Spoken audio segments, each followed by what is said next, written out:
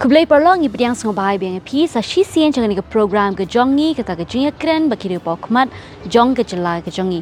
Pementa kenting dan bengi I Nambie Jessica Marak nganget baru na prenjo pi ithuh I ibadang shen ilayo ban Korea ke khusnam ke kata kyrdan ke baar ha ke MasterChef India nani kata ke jingiakop shen. Thank you, Nambie, for agreeing to do this with us. And first of all, congratulations. Your culinary skills have left a lasting impression, not only in the judges, but all of us who watched your show. So, thank you for being here for us. And I just want to ask you a few questions, Nambie. First, how was the journey? Because we know that, according to your profile, you were a media student. Everybody thought that you were going to do something in the field, in the media field, but suddenly from there, then you jumped here. What inspired you, or what prompted you to join MasterChef? Firstly, thank you so much for taking the time to do this. My journey has been an incredible journey, especially in MasterChef. And I would say what prompted me to do this is because I started this YouTube channel called Your Kappa long ago, and what inspired me to do that is that there's so little documentation of our food and our cuisine, and our cuisine is amazing. There are many million brilliant ways of cooking, and there was very little documentation about it. I searched for recipes online, and whatever was available was in the vernacular language, so I saw an opportunity there, and that's when I started documenting northeastern recipes, not just from Meghalaya, from all parts of Northeast. And I think I found my media studies come to use in that, to basically document it, and with my knowledge and skills from what I learned in the media department, I think I made videos with that. And I have an amazing partner who also was from the mass media department, in Chennai. So he basically helped me document all of these recipes, and I think with the help of my channel, I got noticed. That's how I auditioned for the MasterChef as well, and yeah, it just happened. Because when we watched your show, we saw the judges were of high praises. Your cooking, it's innovative, yet it's deeply rooted, which is very nice, and everybody has been appreciating, including our Chief Minister Korake Sangma. So I wanted to ask, when you were, when you're coming up with these ingredients, what were the thoughts in your mind? How do you think about, blending these ingredients? Because obviously your husband is from Tamil Nadu, right? Yeah. And the kiwi rasam that you made in MasterChef, that's a blend of Northeastern and Tamil Nadu, cuisines. So.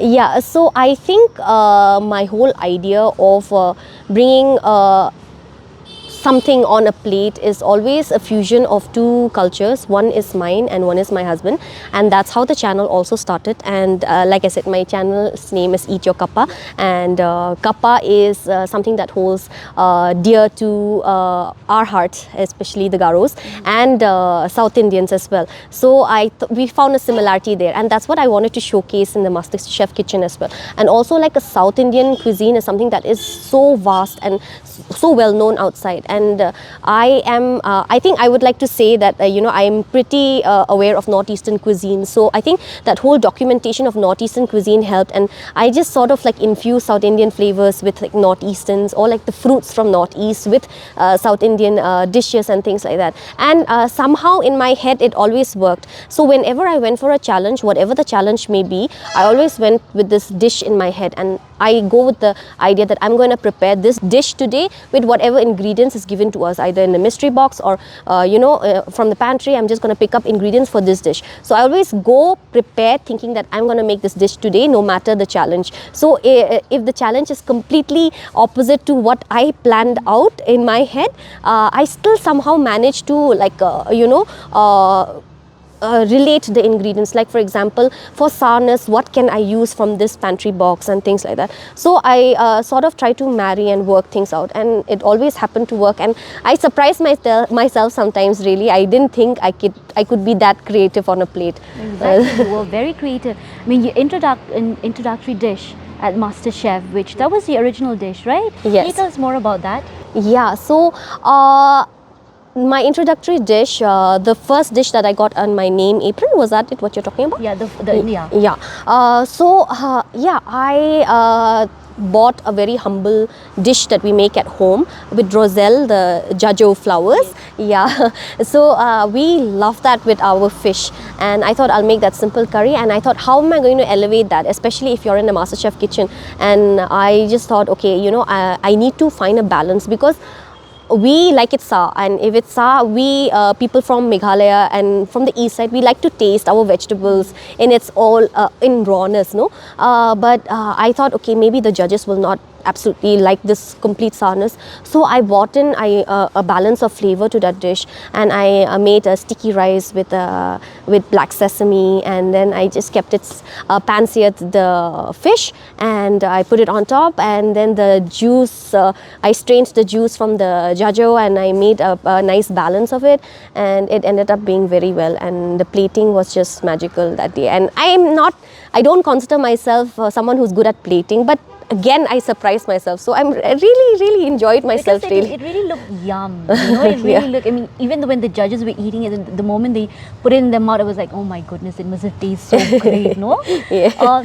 Anyways, how do you deal with the pressure? Because MasterChef India, the competition, there must have been many incredible, you know, cooks from different parts of the country. Yes, I mean, like, the home cooks this time were incredible. Competition was very fierce, and I'll be honest with you, I went through like almost like every day of panic attacks. Really, like I needed some, like, you know, 1 minute time to just calm myself. I mean, there were times where I couldn't feel my arms. It was very you know, tensing, and yeah, it was very difficult. Now coming back to how you reached this this spot right now, we know that you studied in St. Anthony's College, and then you pursued your master in Madras. Yeah. And you know, from the big cities, how did you end up going back to your village in Rangsa West Khasi Hills? Because we know, like, it's a remote village in the state. Yeah. What you know, what compelled you, or what prompted you to go back to your village? Yeah, so I've always been a town girl or like city girl, and for the time that I was living in Shillong, I've never been to the village. But after my father was retired from his service, he went back. My parents shifted back to the village, and I was married there in Chennai, and I'm doing my work there. I was working for my college as well, and all of that, all good and said. But like, you know, you and I know that in Meghalaya we all come from a matrilineal society, and being the only daughter in my family, I had to come down because my mum had this terrible fall, and so somebody had to look after her, and I came down. My husband couldn't stay long without his daughter and him by himself, so he also moved. He quit his job, and we both quit our jobs, and we've been jobless for the past 2 years. But right now yeah, right now we are running a farm, so we grow lemongrass oil, we grow lemongrass, and we have a small piggery, and we also adopted a defunct school last year. So my husband and I are one of the, I think, only 2 people who are educated in the village. So the Rangbashnong from there and a whole committee had come to us. They requested us and said that they don't want the school in that particular village to shut down, because the person who was actually running it, geographically it was very difficult for him to run. So what happened was, they requested us, like, you know, can you please you know, look after the school. And we've always worked in the educational field, and we were like, why not? If somebody offers a school to us on a plate, why not take it up?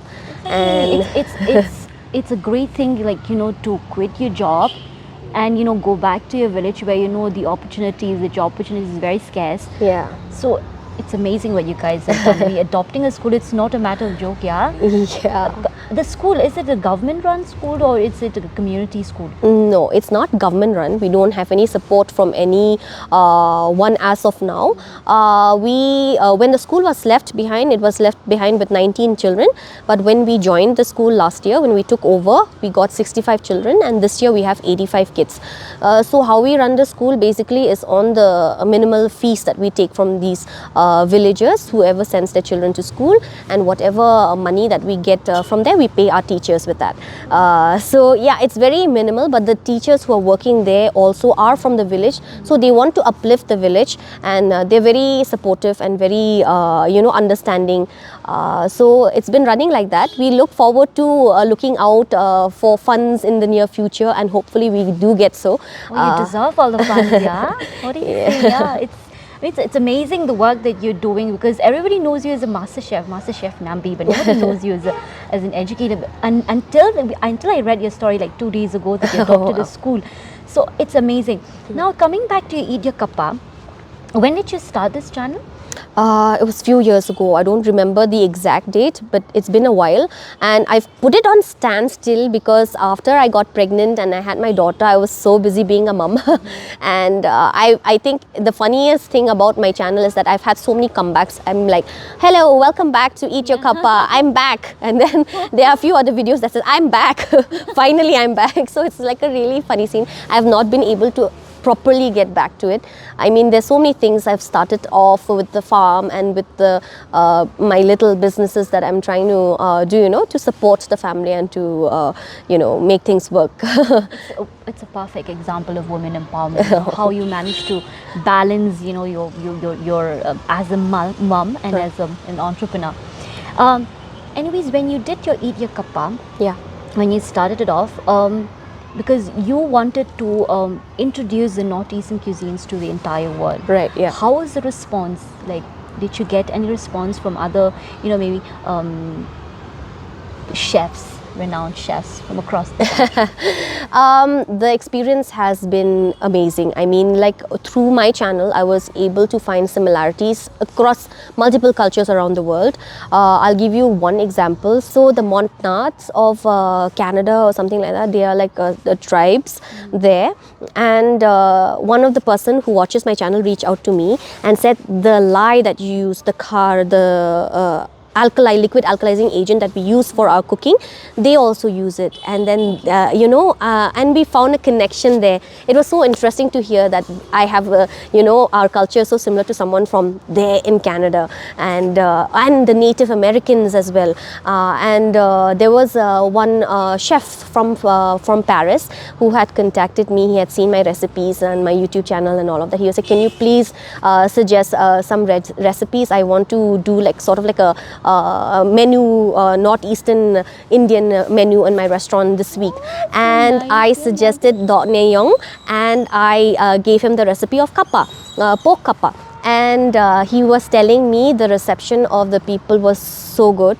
For an entire week that same menu ran, and I was so glad to hear that. You should have sent you that video. At least you could have put it up there in your channel, no? Yeah, I know. I mean, back then I was like just so happy hearing the news. I completely forgot to tell him to document it as well. But it's so nice to hear that our cuisine is like so amazing and it's so unfamiliar to the rest of the world, and I think it's high time that we give a shout out in every possible way we can. Yeah, and I think I'm trying to do my bit, and then there are so many I think bloggers and food enthusiasts right now, so I'm really glad to see that coming up as well. Let's hope they do. Yeah. Where do you see yourself in, let's say, another 10 years? I see myself as an entrepreneur, obviously, and I want to employ a lot of people. I want to run my business. I really want to work my way towards succeeding in the business plan that I have, be it my pickling business, be it my lemongrass, or be it my farm, or be it anything that I plan to do. I want to go in that front, and I want to let's see, I just want to succeed in this whole business field, and I want to try my... We wish you all the best. We really wish you all the best. The fact that you've been able to incorporate whatever you've learned in the media field into this field of work right now is amazing, because the thought of you documenting these northeastern cuisine and showing it to the world, I mean, very few people would have that thought. Many of us would just take it for granted. Anyway, thank you so much, Thank you so Nambie, much. and wish you all the best. Thank you so in much. future endeavors and anything that you plan to do, and we really hope you succeed. Te parlok ni la yo sngoy ke jingkren jong i Nambie ba ke jingiaidlynti jong i hakni ke jingiakop ya shet ke jong i bangi kit bok kit ruang ya i ba ke jingasem ke jong i te ngin tua jing budu na i lada idon kanu ka kisimbo jing berkat ka ba ikwa ban ai. Nambie, do you have any message for our viewers, especially our young people out there? You know, because you stand as an example of women empowerment and, you know, an inspiration to many youth. Yeah. Firstly, I just want to take this time and maybe use this time to actually thank all of the overwhelming support that I'm getting from Meghalaya. I mean, it's just been wonderful, and to support me, to leave me messages in support of my journey in MasterChef has been incredible, and I just want to thank each and every one of you. And for all the youngsters, food enthusiasts, and you know, entrepreneurs, I would just like to say that if you have an idea, and if you think that you're going to bring something good to the world, some not innovation, but I would say some addition of your part to our country and to our world, I think you should go ahead with it. And if you believe in yourself, I just think that there's nothing that can stop you from doing it, so just go for it. Thank you so much, Nambie.